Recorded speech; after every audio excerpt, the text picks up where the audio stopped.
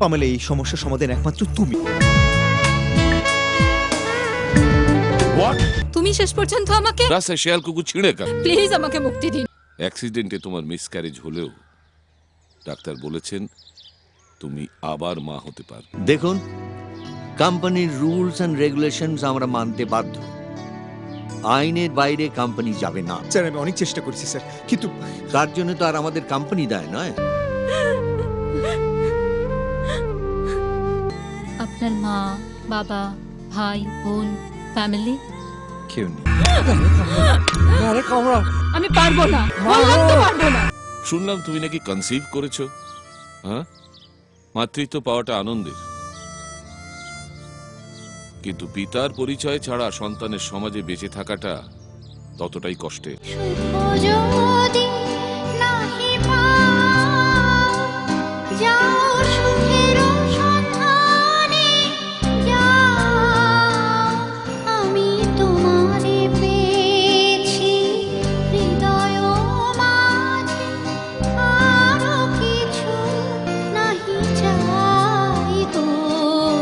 চরম ক্ষতি করেছো। তোমাকে যদি আজ এই মুহূর্তে বের করে দিই, তোমার জায়গা হবে রাস্তায়। রাস্তার মেয়েরা অনেক বেশি স্বাধীন। তুমি শুধু গুপ্তাজির কাছ থেকে কেউ চেকটা নিয়ে আসবে। আমি পারবো না।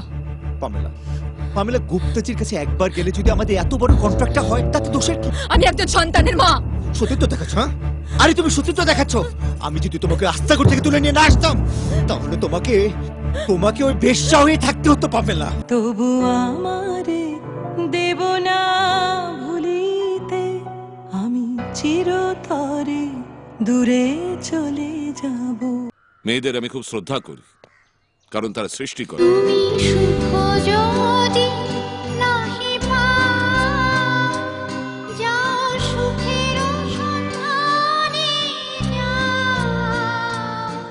সবাই এখন আমার হাতের মুঠোয় থাকবে।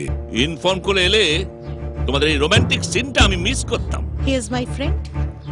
ফ্রেন্ড? ফ্রেন্ড? আমাকে অপমান করার কোনো মানে হয় না। আমি চললাম।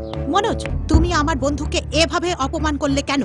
বেশ করেছি, বেশ করেছি। তোমার লজ্জা করে না? দিনের পর দিন এই লোকটার সঙ্গে তুমি বেলাল্লাপনা করে চলেছো। তোমার জন্য আমার মেয়েটা বাড়ি ছাড়তে বাধ্য হয়েছে। হ্যাঁ, দিনের পর দিন ওর সঙ্গে তুমি মেন্টাল টর্চার করেছো। তোমার মেয়ে পালিয়ে গেছে একটা লোফারের সঙ্গে। আমি ওকে বিশ্বাস করেছিলাম sir. You are a nice girl. আসলে এই মধ্যবিত্ত ঘরের মেয়েদের দুর্বলতার সুযোগ ওরা এইভাবেই নিয়ে থাকে। কৃত মানসিকতার লোকের সঙ্গে থাকা আমার পক্ষে সম্ভব না। তোমাকে ইন্টার সময় চুকিয়ে দিতে হবে। মেয়েরা নরম হতে পারে, কিন্তু দুর্বল মনে করো না পরমব্রত।